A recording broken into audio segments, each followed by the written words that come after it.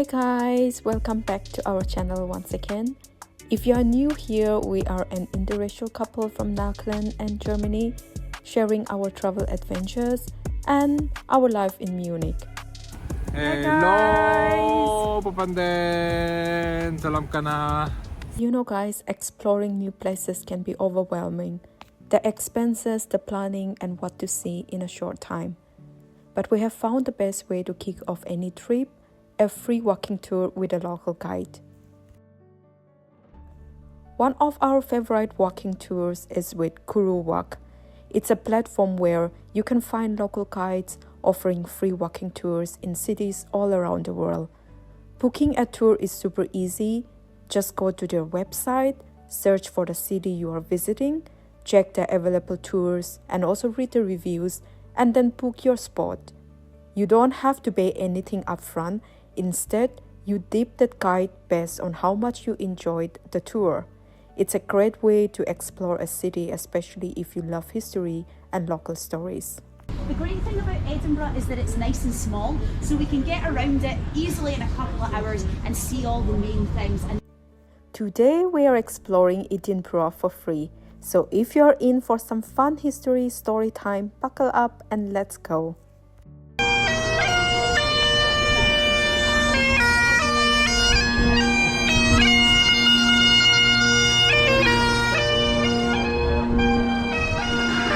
First up, we have the Elephant House Cafe. From the outside, it doesn't look like much, but for the Harry Potter fans, this is an OG spot. The Elephant House Cafe, which is located on the George Bridge, is famous as the birthplace of Harry Potter. J.K. Rowling, the author of the book, used to sit by the window here looking out at Greyfriars Kirkyard while writing the first two books. Fun fact, in August 2021, a fire broke out at the Elephant House Cafe, causing significant damage to the interior and forcing it to close for renovations. However, in a surprising twist, the exact table where J.K. Rowling used to sit somehow survived the fire. Magic, maybe. Our next stop is the Royal Mile. Despite its name, the Royal Mile isn't exactly a mile long.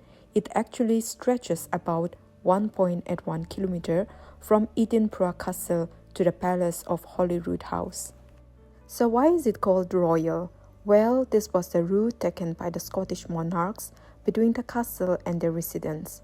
The street is lined with stunning medieval architecture, hidden alleyways, and incredible history at every turn.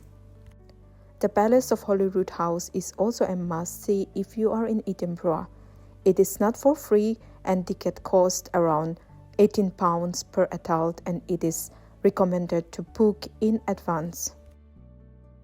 This grand residence is still used by the British monarch today and has a rich history dating back to the 16th century.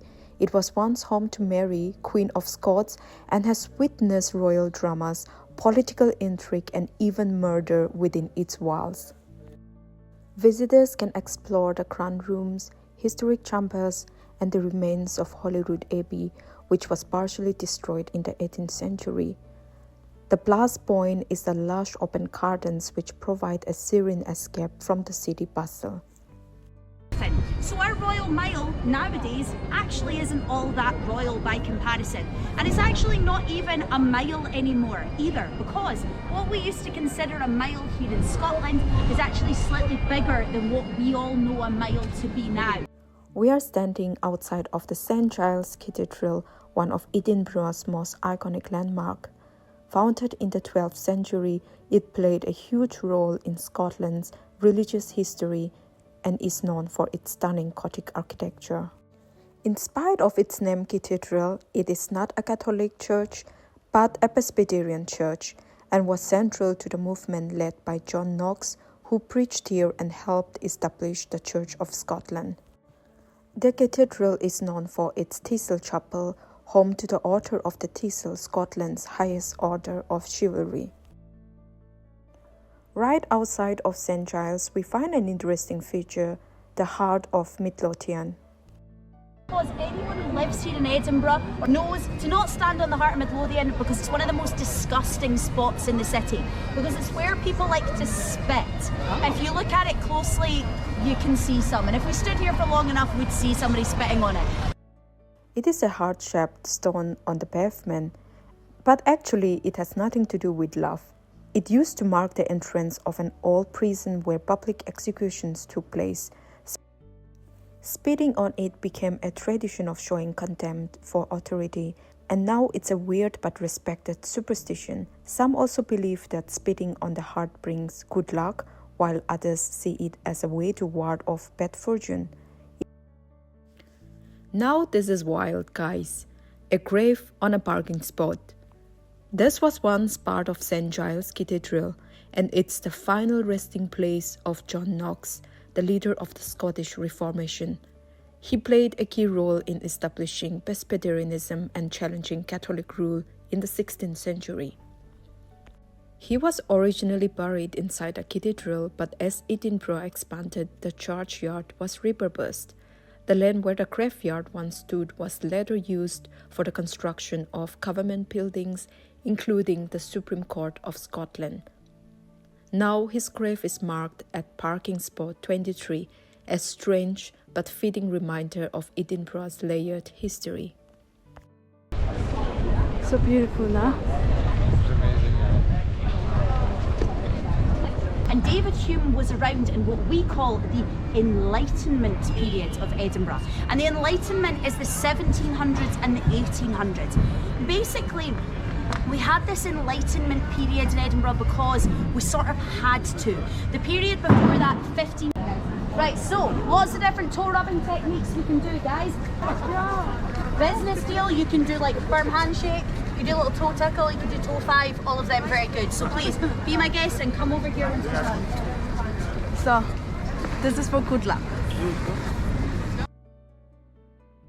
Did you know, guys, that Edinburgh is a UNESCO City of Literature? We visited the Writers' Museum located in Lady Stair's house, a stunning 17th century building in the Old Town. One of the most fascinating figures related to the Writers' Museum is William Brodie. Interestingly, he had no direct connections to the Writers' Museum itself, but his story inspired many literary works of art, including the famous Robert Louis Stevenson's Dr. Jekyll and Mr. Hyde. We've got a really big reputation for writing here in Edinburgh. William Brodie was by day a respected cabinet maker and city councilman, but by night he was a master thief. He managed to live this double life for 20 years before finally being caught, and was hanged for his crimes in 1788 at the Old Toll Booth on a gallows he helped design.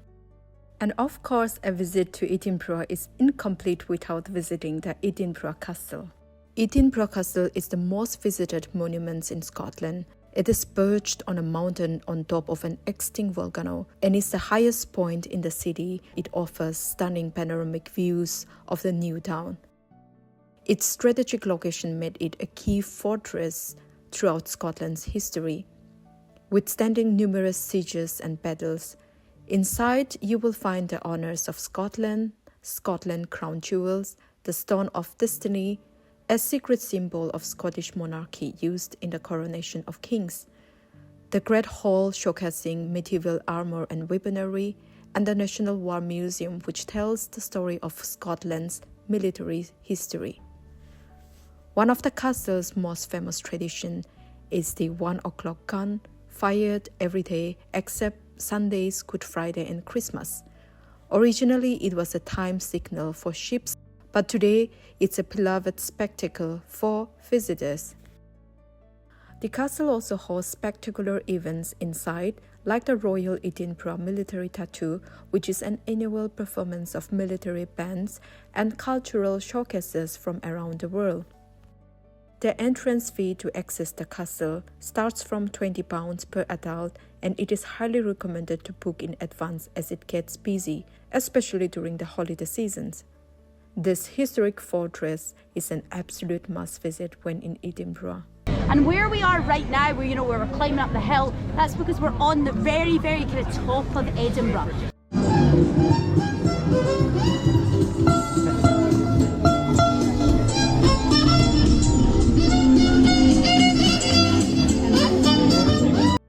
One of my personal favorite spots in the old town is the Victoria Street. The colorful buildings lined the carved street, set against the backdrop of centuries-old Gothic architecture, make it feel straight out of a fantasy novel. In fact, many believe this street inspired Diagon Alley in Harry Potter. Victoria Street is packed with quirky shops, independent boutiques, and charming cafes. The play of color against the historic stone buildings creates an enchanting atmosphere, making it one of the most photogenic places in Edinburgh.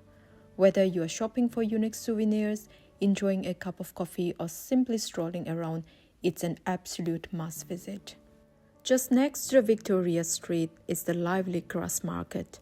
The lively Grassmarket we see today, filled with pubs, restaurants and shops, was once the site of Edinburgh's public hangings.